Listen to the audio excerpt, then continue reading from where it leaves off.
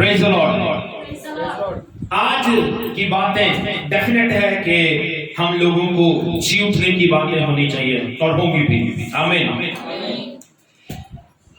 लेकिन उसकी हेडिंग थोड़ी सी चेंज होगी। Remove the stone on the resurrection day. पत्थरों को निकाल दो, पत्थरों को निकाल दो आज जी उठने के दिन में। आमीन। मत्ती रचित सुसमाचार उसका 28 अध्याय 1 वचन से 10 वचन तक गौर करेंगे। और मैं सच बता रहा हूं, आप अपनी जिंदगी में आशीषित होंगे, और वो भी वो जो अपने जीवन में बदलाव लाना चाहते हैं।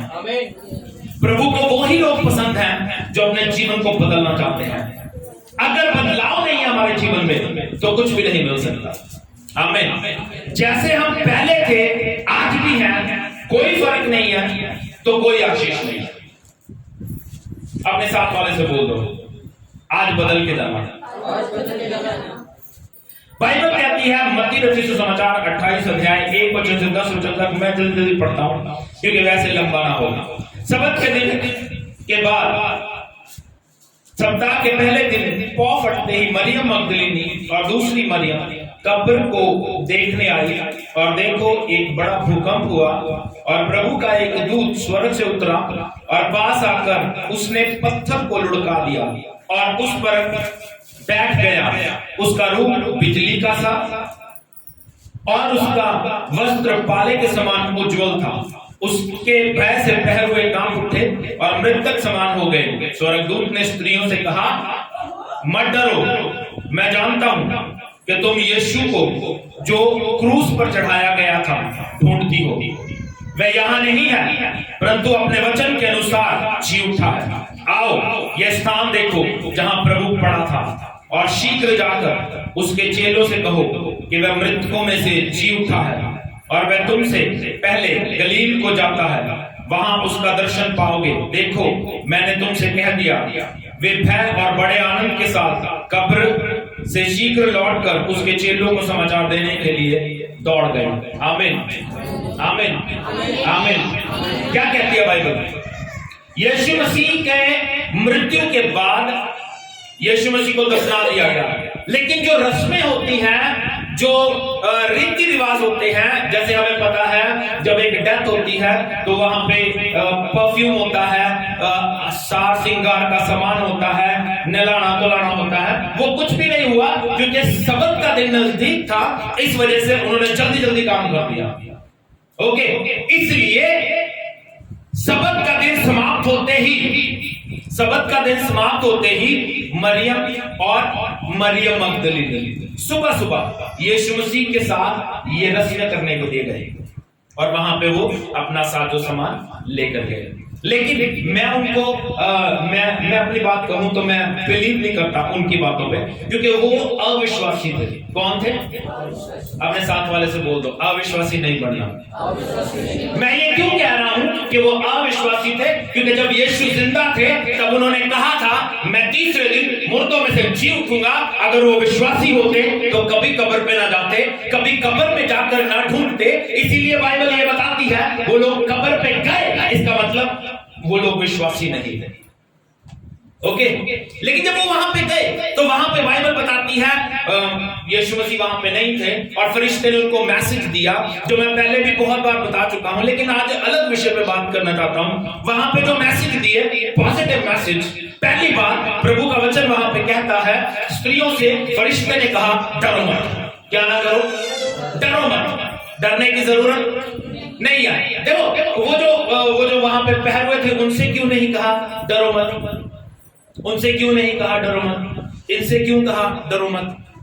देखो एक बात समझना, ये लोग वहां पे गए और जब वहां पे देखते हैं, क्या देखने के लिए गए हैं? मृतक यीशु। क्या देखने के लिए गए हैं? मेरी बात समझने की कोशिश करना, जो मैं बातें करूंगा कहीं नहीं मिलेगी आपको ये बातें। मुझे इस बात पे प्राइड है, क्या कोई कुछ भी कहता है, मैं जो भेद लेके आता हूं प्रभु मुझे देता है, वो मुझे उस पर घमंड है। ढूंढने गए हैं मृतक को। अब इंसान की सोच को देखना कैसी है। देखने गए हैं मृतक को, एक इंसान मर चुका है। अगर वो वहां पे नहीं मिलता तो भी दुख की क्या बात है, वो तो मर चुका है ना, उसको जिंदा तो तुम कर नहीं सकते। लेकिन फिर भी बंदे इंसान जो होते हैं ना, अगर उसकी लाश को देख लेते तब भी दुख की बात है, अगर वो गायब हो गई फर्क क्या पड़ता है, मर तो चुका ही है। बात समझ आ रही है?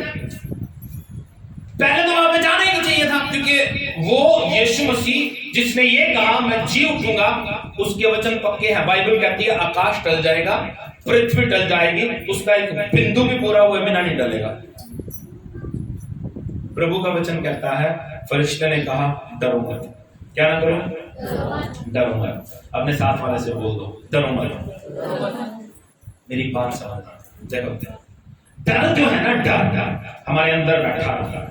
इसलिए रोज उठ के, सुबह उठ के एक बात जरूर कहा करो, डर मेरे में से बाहर निकल, क्योंकि डर ही है जो हमें परमेश्वर से दूर करता है। इसीलिए हर जगह जहां फरिश्ता आया या परमेश्वर ने मैसेज दिया अपने लोगों को, पहला मैसेज उनके लिए यही था, डरो मत। दूसरी बात फरिश्ते ने कही, यीशु जी उठा। यीशु जी उठा। बाइबल बताती है, जब यहां पे हम पढ़ते हैं वहां पे सिंपल लिखा है, लेकिन लूका में बड़ा सुंदर लिखा है। 24 अध्याय उसका 5 वचन देखिए क्या कहती है बाइबल। फरिश्ते ने कितना सुंदर मैसेज दिया, और वो अर्नेस्ट साहब बोलते हैं तो और भी मीठा लगता है। क्या कहती है बाइबल? हाँ जी 24 का 5। जब वे डर गई और मसीह की ओर मुंह झुकाए रही तो उन्होंने उनसे कहा, तुम जीते को मरे हुओं में क्यों ढूंढते हो? कहता तुम जिंदा को मुर्दों में क्यों ढूंढते हो? वो अपने कहने के मुताबिक जी उठा है। Amen. When you are in trouble, जब आपको अपने जीवन में समस्या नजर आए, आपको अपने परिवार में समस्या नजर आए, रिमेंबर 2 things, 2 बातें याद रखो। पहली बात, प्रभु ये कहता है डरो मत। क्यों नहीं डरना? क्योंकि मेरा यीशु जिंदा है। मेरी लाइफ में प्रॉब्लम ट्रबल आ रही है मुझे ग्रो करने के लिए, मुझे बढ़ाने के लिए, इसलिए नहीं कि मैं डरूं, इसलिए कि मैं और बढ़ सकूं। प्रभु मेरा जिंदा है, अगर उसने मुझे पहले नहीं छोड़ा तो आज भी नहीं छोड़ेगा। मैं हमेशा कहा करता हूं, मां के पेट में कितनी जगह होती है? इतनी सी जगह, और उसमें प्रभु ने मुझे 9 महीने तक पाला।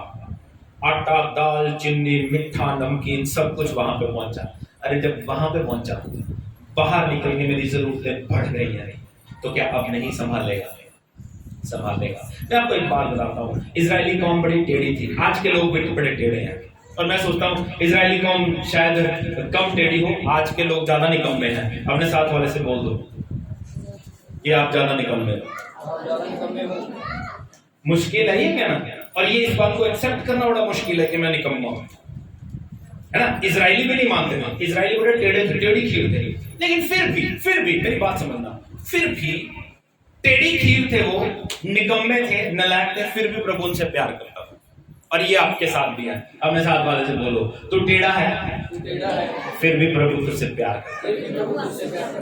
इसलिए मेरी बात समझो, जब वो टेढ़े थे, टेढ़ी खीर थे, फिर भी उनको जंगल में जो सफर 6 दिन का था उसको 40 साल लग गए, और 40 साल तक प्रभु उनको पालता रहा। 40 साल तक। अब मैं आपको फिर की बात बताता हूं। जंगल में कोई शोरूम नहीं है, न वहां से जूते मिलते हैं, न वहां से कपड़े मिलते हैं। अब प्रभु का फेवर कितना महान है, जब लीसा बढ़ रही है, हर साल उसका कद लंबा हो रहा है, उसके पैर का साइज बड़ा हो रहा है, उसकी जुत्ती का साइज भी बढ़ता जा रहा है, उसके कपड़े का साइज भी बढ़ता चला जा रहा है।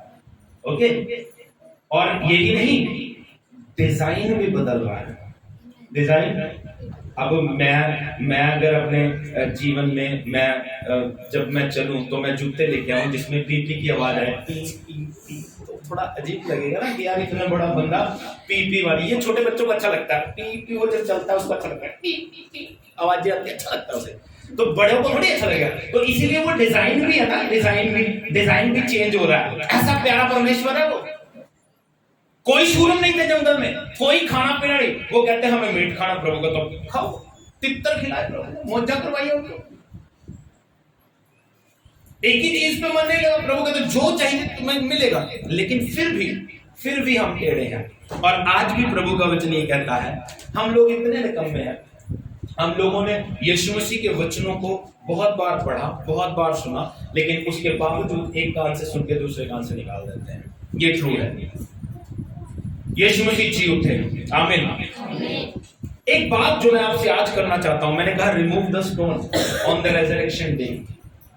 एक बात जो फेथ की बात वहां पे मिलती है, पहली बात जो वहां पे मिलती है वो ये कि वहां से स्टोन हटाया गया। ना सिर्फ यहाँ पे एक आपको मिरेकल याद होगा यूहन्ना 11 अध्याय में, जल्दी से वहां पे चलते हैं।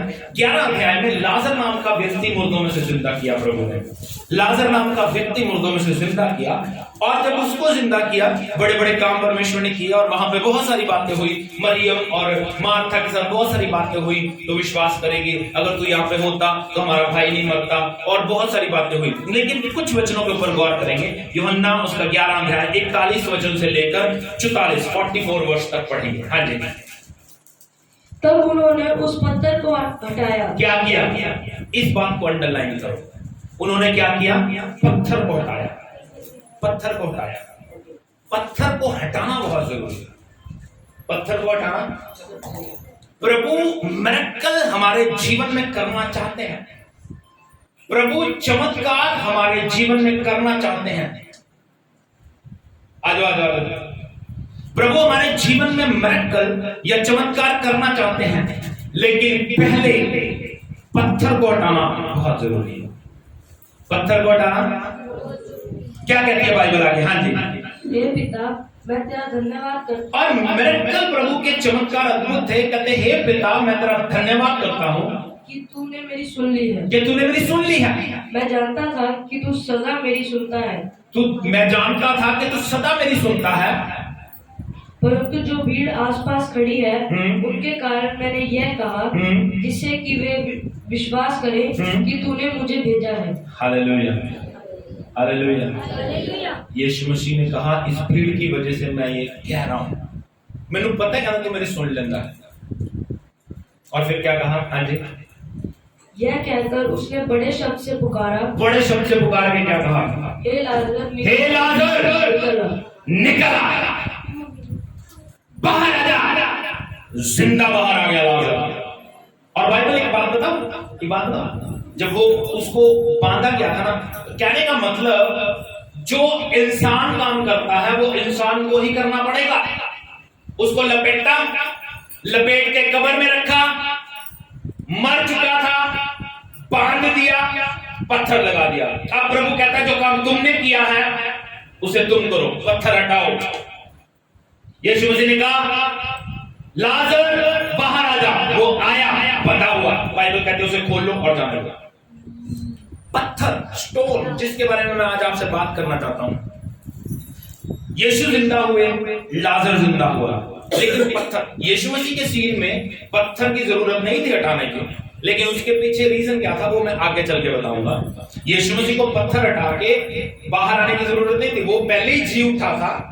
बाइबल कहती है वो पहले ही जी उठा था। पत्थर हटाया गया ताकि वो औरतें देख सके। फरिश्ता कहता है अब देखो वहां पे कोई नहीं है, लेकिन लाजर के सीन में उस पत्थर को हटाना पड़ा। मैं आपको बताऊंगा, आगे चल के बताऊंगा। अब मैं आपसे बात करना चाहता हूं, ये पत्थर, ये जो बड़े बड़े पत्थर हमारे जीवन में पड़े हैं, ये हमारे जीवन में बहुत सारी रुकावटें हैं। ये हमारे जीवन में हमारी कमियां हैं। ये हमारे जीवन में हमारा प्राइड है, हमारे जीवन में हमारा घमंड है। कल एक बड़ी अच्छी चीज सुखी ने ग्रुप में भेजी थी, कल और परसों बड़ी अच्छी चीजें भेजता है। इसीलिए मैं सुनीता से पूछ रहा, सुनीता से ज्यादा विश्वास तो वो करता है? तेरा भाई, वो बेचारा रोज एक्टिव रहता है ग्रुप में। क्या कह रहा हो? कहता परमेश्वर ने इंसान से कहा तू मुझे क्या चढ़ाएगा। पढ़ा था? इंसान परमेश्वर से पूछ रहा है कि फिर मैं तुझे क्या चढ़ाऊं। प्रभु ने कहा जो तेरा है वो मुझे चढ़ा दे। जो तेरा है वो अब इंसान सोचने लग गया मेरे पास जो कुछ दिया हुआ है परमेश्वर का, जो कुछ दिया। अब फिर वो प्रभु से पूछता है, प्रभु मेरे पास मेरा तो कुछ भी नहीं है, जो कुछ है तेरा ही है। तो प्रभु ने कहा तेरी मैं, तेरा घमंड, तेरा प्राइड जो मैंने नहीं दिया वो मुझे अर्पण कर। आज किस बात का? ये जो घमंड है, ये जो प्राइड है, यही बड़े बड़े पत्थर हैं जो हमारे जीवन में रुकावटें बन के खड़े हैं। हमारी ब्लेसिंग हमें मिलना चाहती है, हमारी आशीष हमारे जीवन में आना चाहती है, हमारा छुटकारा हमारे जीवन में आना चाहता है, लेकिन एक बड़ा ईगो मेरे सामने खड़ा है। मुझे पता है, अरे भैया किस बात का घमंड है? मुझे बताओ किस बात का घमंड है? किस बात का घमंड है हमें? किस बात का? हमारी सांसों का, सांसें प्रभु ने दी है। हमारे सुंदरता का, सुंदरता प्रभु ने दी है। अगर कहते हो डिग्री का, तो डिग्री भी प्रभु की देन है भैया।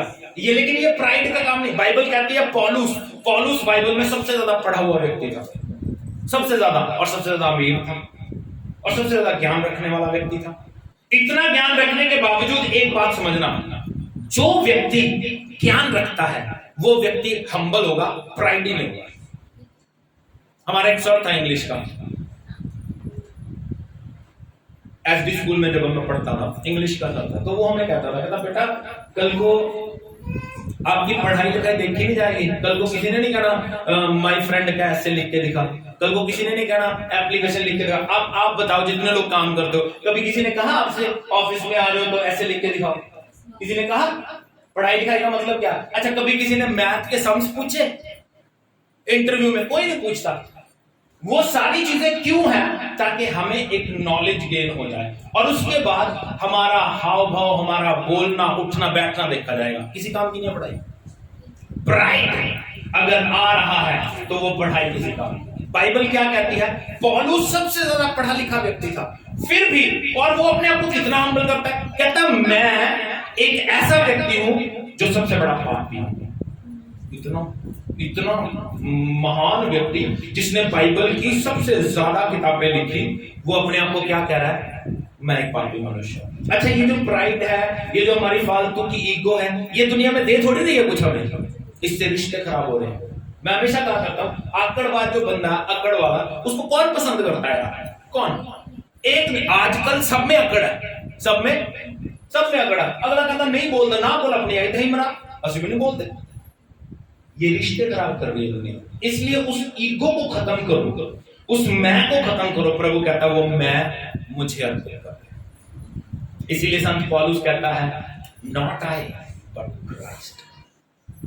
गलतियों 2:20 में लिखा है अब मैं मसीह में जिंदा हूं, मैं मर गया, सिर्फ विश्वास से जिंदा हूं जो मसीह यीशु पर है। अच्छा इग्नोर हम बहुत अच्छा करते हैं वचनों को, जो चीजें इग्नोर करने वाली होती है वो नहीं करते वचनों को। इस चीज को एक्सेप्ट करना बड़ा हार्ड हो जाता है। हमारे जीवन में बहुत सारी कमियां हैं, बड़े बड़े पत्थर जो हमारी आशीष को रोक के बैठे हैं। भजन संहिता 19 उसका 12 और 13 वचन पढ़ेंगे। हाँ प्रभु हमें आशीषित करना चाहता है, लेकिन पत्थर एक रुकावट है। हमारा कर्जा उतरने के लिए तैयार है, लेकिन पत्थर एक रुकावट है। हम अपने जीवन में चाहते बहुत कुछ है मगर पाते नहीं, कारण हमारे जीवन की कमियां या वो बड़ा पत्थर जो हमारे आशीष हमें हासिल करने नहीं दे रहा। बात समझ रहे हो? बात समझ रहे हो? बात को इस तरह समझने की कोशिश करो कि वो जो बड़ा पत्थर है वो किसी और के जीवन में रुकावट नहीं बन रहा, वो आपके अपने जीवन में आपकी आशीष रोक के बैठा है।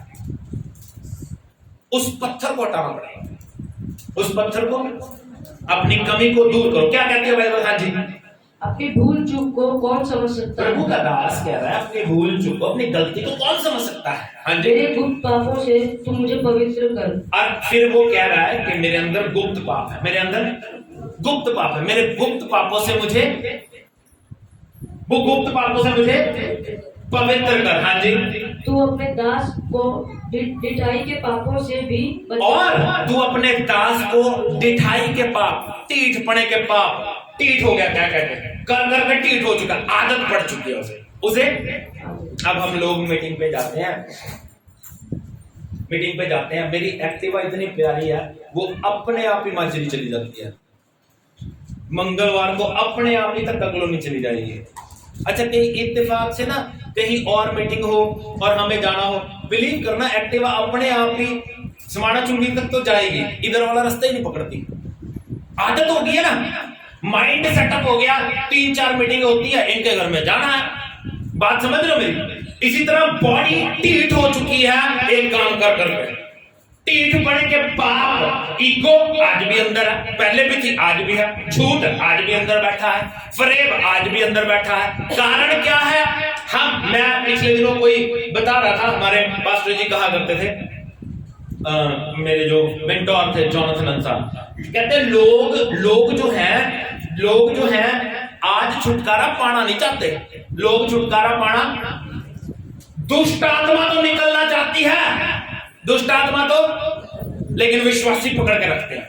अब दुष्ट आत्मा को कहने की जरूरत नहीं है, यीशु के नाम में निकल जा। विश्वासी को कहो दुष्ट आत्मा में से यीशु के नाम में निकल जा। दुष्ट आत्मा बेचारी दुखी है, वो पकड़ के बैठे, वो कह रहा है यार तंग कर रहा, मुझे तंग कर रहा। दुष्ट आत्मा दुखी हुआ है कि ये मुझे तंग कर रहा है, छोड़ नहीं रहा मुझे। इसलिए अपने जीवन में चेंज लेके आए यार, चेंज लेके आए। शाइन बैठ जा शान। क्या कहती है बाइबल? ढीठ पने के पाप हमारे अंदर ढीठ हो चुके हैं। अच्छा, आज भी अभी भी यहाँ पे कितने ढीठ बैठे होंगे, वो वचन सुन रहे हैं, उनको लग रहा है कि मुझसे बात हो रही है, लेकिन फिर भी ढीठ है, वो कल को भी नहीं मानेंगे। ढीठ पना बहुत काम खराब करता है। क्या कहती है आगे बाइबल? हाँ जी, वे मुझ पर प्रभुता न करने पाए। ढीठ पने के पाप मुझ पर प्रभुता करने ना पाए, इस तरह की प्रार्थना करनी शुरू करो। हाँ जी, तब मैं सिद्ध हो जाऊंगा और बड़े अपराधों से बचा रहूंगा। बड़े पाप कब होते हैं? जब छोटे छोटे ढीठ पने के पाप होते रहते हैं। एक बंदा कहता है मेरा सरता नहीं जी पीते बगैर, ढीठ हो चुका है, वो पी कर ढीठ हो चुका है। डॉक्टर ने कह दिया ओए नहीं पीनी, फिर भी ना छुप छुपा के कहीं ना कहीं पी लेगा। साडा जेड़ा बापू सी ना, वो बड़ी चीज सीगा, बड़ी आदत पै चुकी सी, तो वो डॉक्टर को 150 रुपए देकर ग्लूकोज चिलवा लेंदा सी। इन्ना ढीठपना सी उन्हां दे अंदर, क्योंकि बॉडी आती हो चुकी है। एक लड़का है, मैंने उसको वचन सुनाया, कहता भाजी मैं कुछ कर नहीं सकता। उसे 9 साल हो गए स्मैक लेते हुए, और कहता मैं तो उठे नहीं जाता जब मैं सवेरे 500 3500 3000 रुपए खर्चा ना करा रोज का 3500 3000 वाला।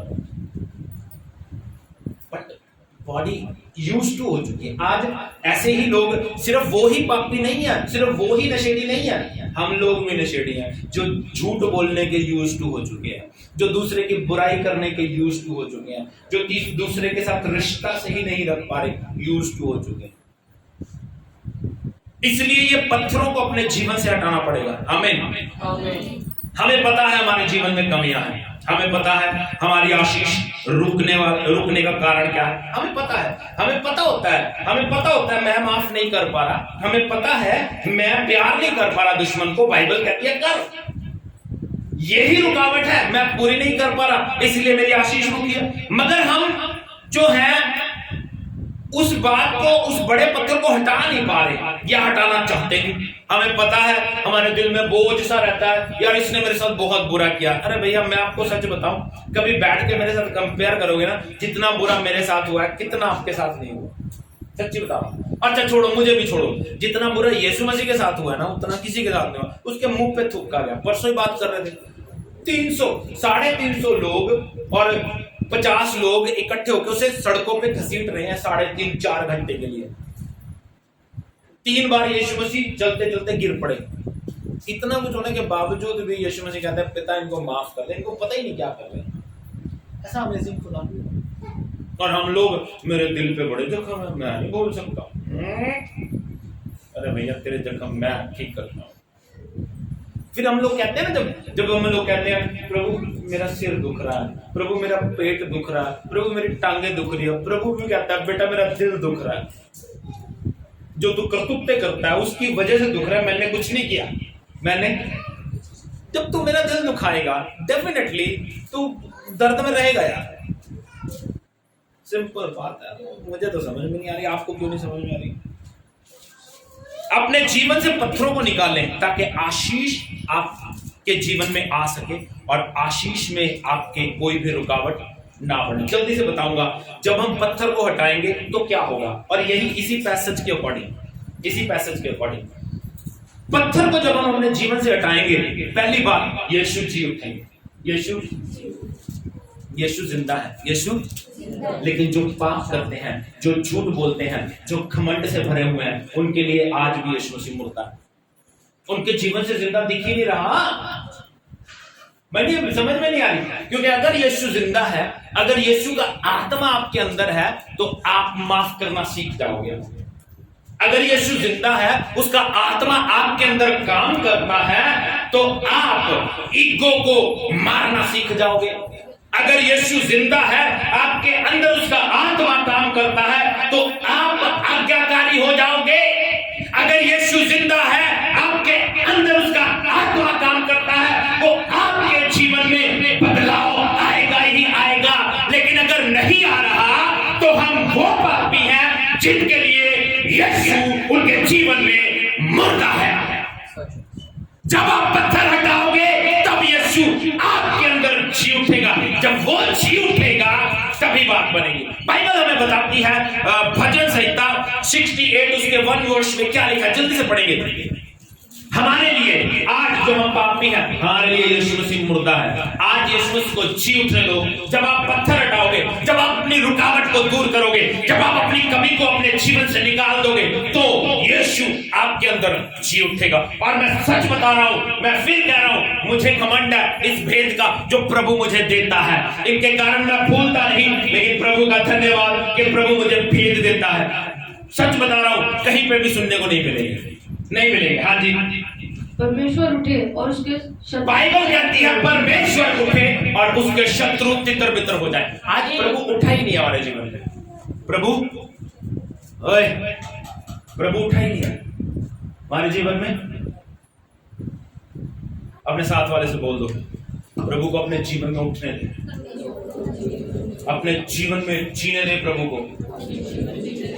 यूहन्ना बपतिस्मा देने वाला क्या कहता है, मैं घटूं तू बढ़े, मैं मरूं तू जिए, मैं झुकूं तू उठे। यहां पे कहते हैं तू झुके मैं बढ़ूं, तू मरे मैं जीऊं। मतलब ईगो, हर जगह ईगो काम कर रहा है।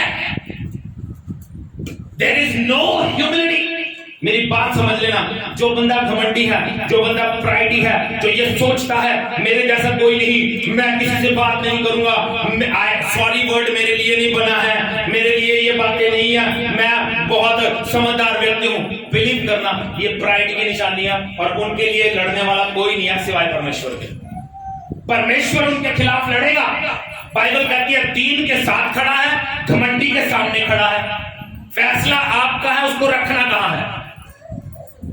जीने दो, यीशु को अपने जीवन में जीने दो, उठने दो। और बाइबल हमें बताती है, एक बार की बात है, यीशु मसीह और उसके चेले नाव में जा रहे थे, तूफान आ गया और यीशु मसीह सो रहे हैं। तूफान में कभी सोया नहीं था, लेकिन फिर भी यीशु मसीह सो रहे हैं, बाइबल यही बताती है। और चेले आके कहने लगे, प्रभु उठ, तुझे हमारी जान की फिक्र नहीं है। यीशु मसीह उठे, उन्होंने पानी और समुद्र को शांत किया और शांत हो गए। तब यीशु मसीह ने क्या कहा, हे अविश्वासियों मैं तुम्हारे साथ कब तक रहूंगा। यीशु मसीह चाहते क्या थे, यीशु मसीह चाहते क्या थे। यीशु मसीह को नींद नहीं आ रही थी, लेकिन यीशु मसीह एक्सपेक्ट कर रहे थे कि ये जल्दी मुझे उठाएं। सो थोड़ी रहे थे यीशु मसीह। मुझे बताओ कौन से तूफान में, अरे भैया हमारे यहाँ पे तूफान आ जाए ना, हम रात को नहीं सो पाते, वो तो फिर पानी भी उछल उछल के किश्ती में आ रहा है। यीशु मसीह उनको जज कर रहे थे, कितनी देर में उठाएंगे। पहले हम अपने एफर्ट्स लगाते हैं, अपनी कमियों के साथ ही लगाते हैं। मेरे अंदर बहुत कमियां हैं, फिर भी हम कहते हैं प्रभु मैं मुझे बचाओ है। प्रभु कहता नहीं बचा सकता, तेरे अंदर कमी है, तू कमी को छोड़ दे। नहीं, हम मानते नहीं। मैंने आपको पहले भी बताया था, हम लोग प्रभु के वचनों को समझ नहीं पाते। हम ना इतने प्राइडी हैं, इतने घमंडी हैं, हम प्रभु को डांट के भगा देते हैं। हम प्रभु को डांट के भगा देते हैं। एक बंदा था, उसका बॉस उसे बड़ा तंग करता था, और वो रोज रोता, प्रभु मेरा बॉस एवरी डे। 3 साल तक रोता, 3 साल तक। 3 साल के बाद कहीं प्रभु ने उससे बात की कि तब प्रे, अपने बॉस की प्रमोशन के लिए प्रार्थना कर, बॉस की।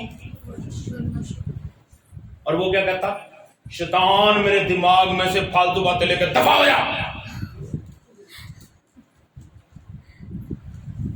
क्योंकि हम लोग जब प्रेयर करते हैं ना, तो हमारी एक्सपेक्टेशन होती है कि जैसे मैं प्रेयर कर रहा हूं उसी तरह का उत्तर है। जब हम कहें ना प्रभु मेरे प्यारे मुझे मार रहा है, तो हमारी एक्सपेक्टेशन होती है प्रभु कहे कि हाँ मैं उसे मार दूंगा। हमारी उम्मीद ये होती है, अरे भैया प्रभु कह रहा है ना अपने बॉस के लिए प्रेयर कर, उसका फायदा देखो। अगर वो अपने बॉस के लिए प्रेयर करेगा तो शायद उसका बॉस प्रमोट होकर कहीं और चला जाए, उसको तंग करना बंद कर देगा, और जो सीट उसकी है वो उसे मिल जाएगी, उसकी भी प्रमोशन हो जाएगी।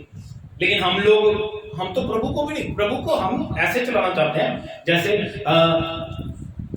वो कोई खुदा नहीं है, वो हमारा नौकर है। हमारे अंदर ना एक वर्ड यूज करूं, हमारे अंदर ना अथॉरिटेटिव नेचर है, अथॉरिटी रखने वाला। हम चाहते हैं बस जो मैं कहता हूं ना वही होना चाहिए, बाकी किसी की मजाल कोई अपनी मर्जी पूरी कर जाए।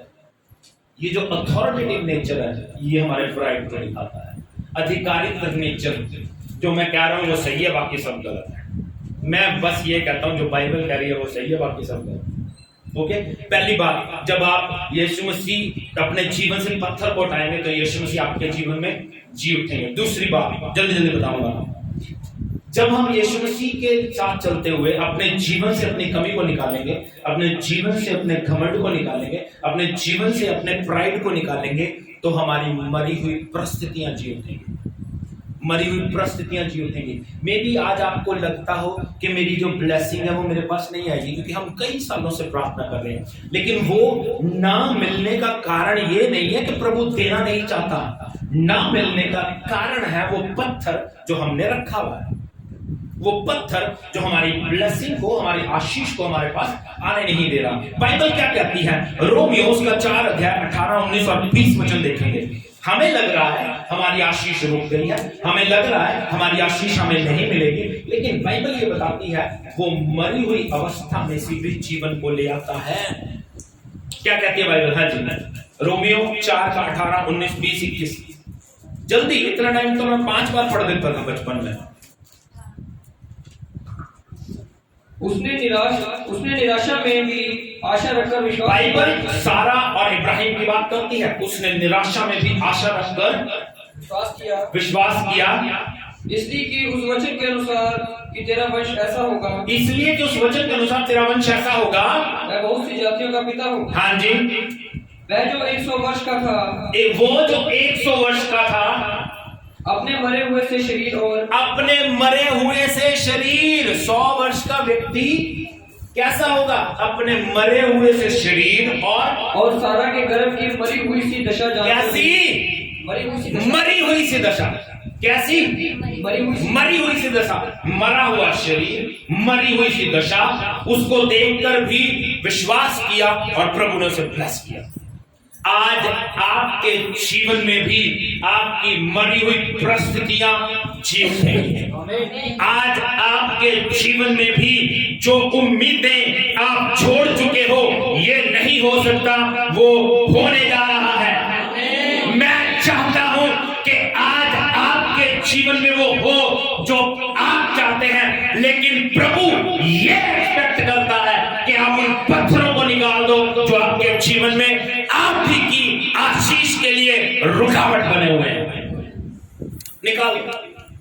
अगर आप ब्लेस होना चाहते हैं, नहीं होना चाहते तो आपकी मर्जी है, पहले भी जी रहे थे, अभी भी जी रहे हैं, सिंपल बात है। बिना ब्लेसिंग के मैं तो नहीं जीना चाहता, मैं नहीं जीना चाहता। मैं अपने लोगों को सिखाता हूं, मेरे जो पर्सनल लोग हैं, मेरी पत्नी है, मेरे मम्मी है, मेरे बीबी है, या मेरे और भी जो मेरे बहुत नजदीक हैं, क्योंकि किसी दूसरे को कहते हैं, अगला कहता है यार ਅਸੀਂ नहीं माफ कर सकते, ठीक है, फिर अपनी आयतें नहीं कर सकते माफ। मैं अपने लोगों को सिखाता हूं, आपने दूसरे को माफ क्यों करना है? इसलिए कि आपकी आशीष ना रुके, इसलिए नहीं कि मैं छोटा हो गया, इसलिए। अरे भैया, जब हम सॉरी कहते हैं कोई छोटा नहीं होता, कोई छोटा नहीं होता, बल्कि हमारी इज्जत और बढ़ जाती है, इज्जत और बढ़ जाती है। इसलिए अपने आप को प्रभु के साथ हम्बल करो, अपने जीवन में से कमियों को निकालो। बाइबल हमें आशीष कैसे देना चाहती है? Unexpected blessings. पहला कुरिन्थियों 2:9 जल्दी से पढ़ेंगे। फिर भी हमारे जीवन में आशीष आ नहीं रही, फिर भी हमारे जीवन में ब्लेसिंग की रुकावट है, कारण वो बड़ा पत्थर है। आज जब हम उस पत्थर को हटा देंगे तो हमारे जीवन में हमारी आशीष आ जाएगी। मैं आपको प्रैक्टिकल बंदा बताऊं, मैं एक्सपेक्ट कर रहा था जगदीप गवाही दे, लेकिन जगदीप ने दी नहीं। जगदीप का जो हस्बैंड था इसे बहुत बुरा भला कहता था, लेकिन आज इसके घर में रह रहा है। इसने कुछ दिन पहले बताया था कि वो गाड़ी देना भूल ही गया। अब ये उसको वचन सुनाती है चर्च चलाकर। इन्हों कल कह रही सी है शुक्रवार कहनी मैंने कहना तेरे थप्पड़ मारा, कहनी मैं बैठी रही, मारे आने उसके बाद।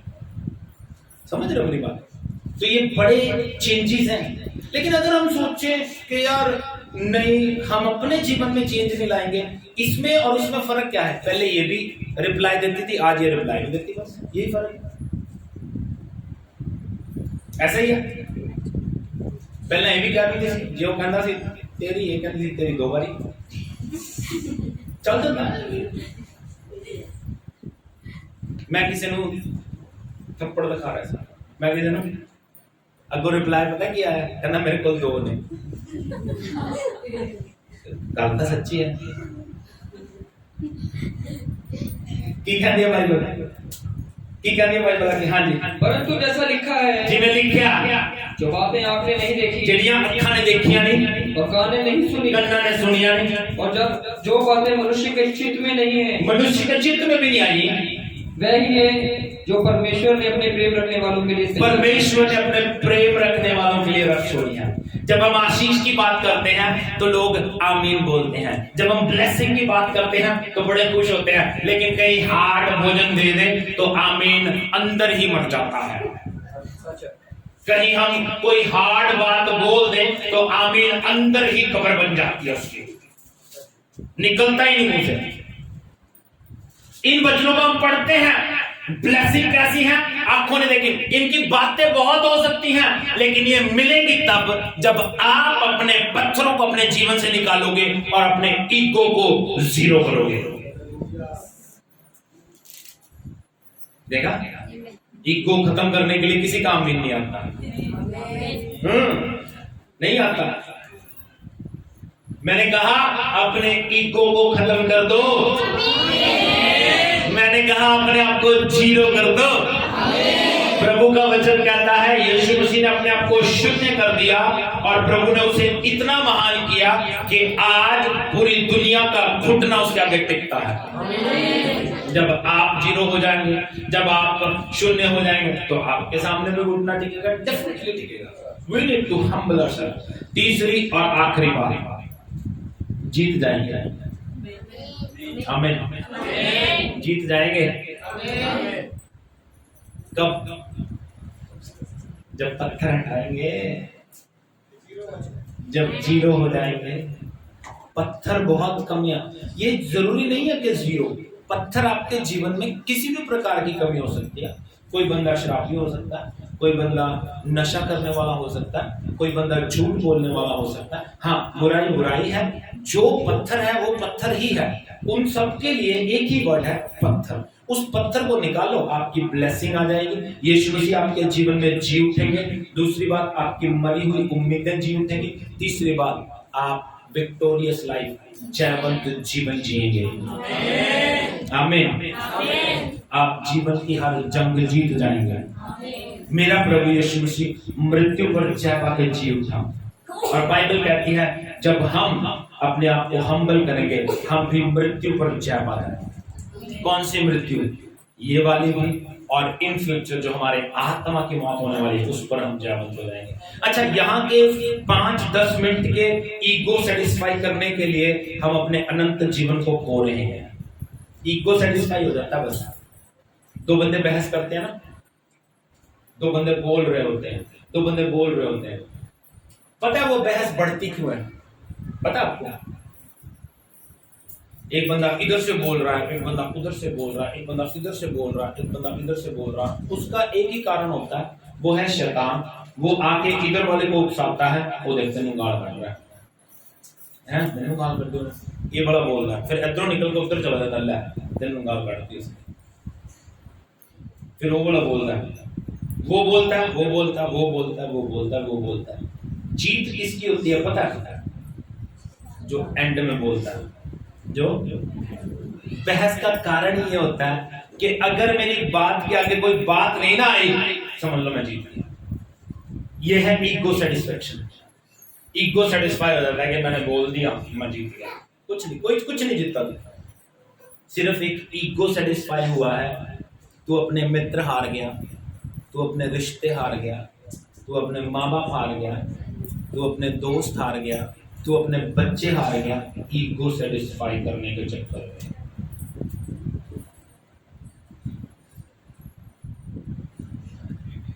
ठीक है, इसलिए अगर आप जीत चाहते हैं, अगर आप जयवंत जीवन जीना चाहते हैं, यीशु मसीह मृत्यु पर जी उठे, अगर आप ब्लेसिंग्स को चाहते हैं, आशीष को चाहते हैं, तो आपको अपने जीवन में पत्थरों को हटाना पड़ेगा। भजन संहिता 118 10, 11 और 12 वचन, रोमियो 8 अध्याय 37 वचन पढ़ के समाप्त कर देंगे। क्या कहती है बाइबल? हाँ जी, भजन संहिता 118 उसका 10, 11 और 12 वचन। सब जातियों ने रोमियो 8 अध्याय 37 वचन। हाँ जी, सब जातियों ने मुझको घेर लिया है। प्रभु का बंदा ज़बूर लिखने वाला कहता है, सब जातियों ने मुझे घेर लिया। किसने घेर लिया? ये पक्की बात है, लोगों ने आपको घेर रखा, प्रॉब्लम्स ने, ईगोज ने, प्राइड ने आपको घेर रखा। हाँ जी, परंतु यहोवा के नाम से मैं निश्चय उन्हें नष्ट कर दूंगा। कहता है यहोवा के नाम से मैं निश्चय उन्हें नष्ट कर दूंगा। हाँ जी, उन्होंने मुझको घेर लिया है। हाँ। निसंदेह उन्होंने मुझको घेर लिया। पक्की बात है, उन्होंने मुझे घेर लिया है। तीनों बातें कंफर्म है, 3 वचन तीनों बार कंफर्म है। क्या? उन्होंने मुझे घेर लिया, ये भी कंफर्म है, और मैं उन पे जीत जाऊंगा, ये भी कंफर्म है। जीत जाएंगे। हाँ जी, परंतु यहोवा के नाम से मैं निश्चय उन्हें नष्ट कर डालूंगा। यहोवा के नाम से मैं निश्चय उन्हें नष्ट कर डालूंगा।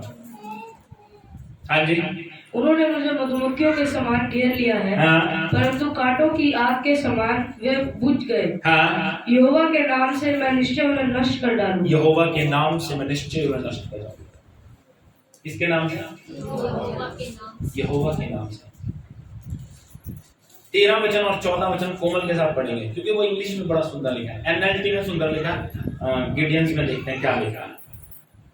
You pushed me violently that I might fall, but the Lord helped me. The Lord is my strength and song, and He has become my. कहता तूने मुझे धक्का तो मारा था, धक्का तो NLT में लिखा है, उन्होंने पूरे एफर्ट्स लगाए, अपनी ताकत लगाई मुझे मारने के लिए, बट गॉड रेस्क्यू मी, प्रभु ने मुझे बचा लिया। और आगे लिखा है कि उसने मुझे जीत दी है, विक्ट्री दी है। आमीन। तो विक्ट्री बिलोंग्स टू अस। कब? जब अपने जीवन से पत्थरों को निकाल देंगे, प्रॉब्लम्स को दूर कर देंगे, रुकावटों को दूर कर देंगे। रोमियो 8:37 पढ़ेंगे, समाप्त कर देंगे। परंतु इन सब बातों में हम उसके द्वारा जिसने हमसे प्रेम किया है जयवंत से भी बढ़कर हैं। क्या कहती है बाइबल? इन सब बातों में, किन बातों में? प्रॉब्लम्स में, तकलीफों में, कोई भी चीज मुझे प्रभु से दूर नहीं कर सकती। इन सब बातों में मैं उसके द्वारा जिसने मुझसे प्रेम किया है, जयवंत से भी बढ़कर, जयवंत से भी बढ़कर, जयवंत होता है और जयवंत से भी बढ़कर। वी हैव विक्टोरियस लाइफ, हमारे पास जयवंत जीवन है, लेकिन कब? जब हम अपने जीवन से पत्थरों को हटाएंगे। इसलिए मेरे प्रियो, आज यीशु मसीह के जी उठने के दिन, यीशु मसीह के जी उठने के दिन अपने जीवन से स्टोन्स को निकाल दो, पत्थरों को निकाल दो, ताकि आपके जीवन में ब्लेसिंग्स आ सके, ताकि आपके जीवन में आशीष आ सके, ताकि आपके जीवन में आशीष आ सके और आप अपने जीवन में किसी भी आशीष से वंचित ना रहो। ब्लेसिंग हासिल करना आपके हाथों में है, ना हासिल करना आपके हाथों में है। पत्थरों को निकाल दोगे, आशीष आएगी और यीशु मसीह आपके जीवन में जी उठेंगे, आपकी मरी हुई परिस्थितियां जी उठेंगी और आप एक विक्टोरियस लाइफ जी सकोगे।